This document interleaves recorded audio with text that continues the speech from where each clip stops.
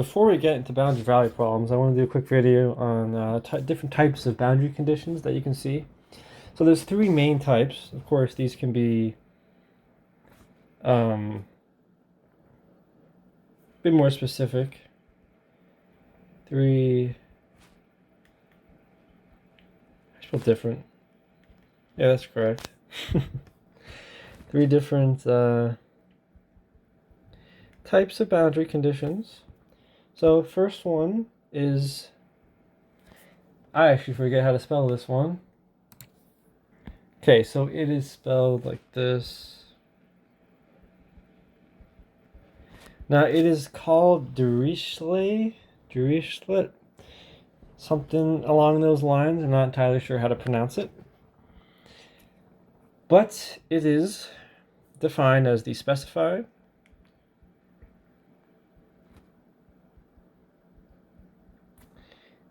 So it basically is the specified value of the solution U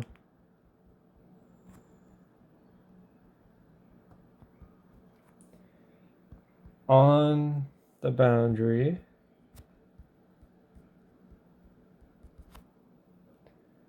of the domain.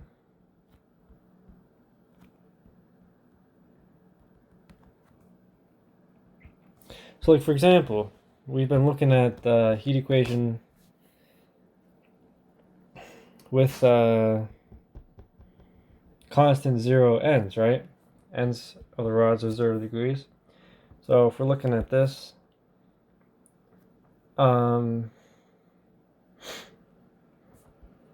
we have U of x of t, correct? So at U, let's say we're at the end of the rod, length L, it's at 0, and we're also at the beginning of the rod, we are also at 0. These are both Dirichlet boundary conditions because we have specific values of the solution U on the boundary of the domain. Now there's also what's called Newman boundary conditions, which are a specified derivative of the solution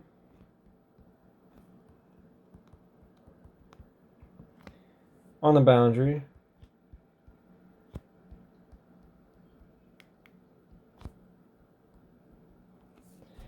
so that would look something like this: du dx, or yeah, where this basically describes the heat flux on a particular part of the rod. So like we can once again say like at the end of the rod, we could say that there's no change in the heat flux at the end. We can also say the same thing at the end of the rod, right? Basically what that means, those are Newman boundary conditions. And then there's one more. We can have Robin boundary conditions, which is basically I guess it's like a linear combination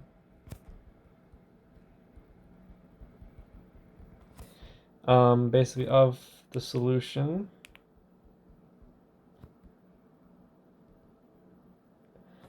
and its normal derivatives on the boundary. So basically, we will have something like, say this is the front or the beginning of the bar, a length 0. Oh wait, plus, and then you can also have something like this.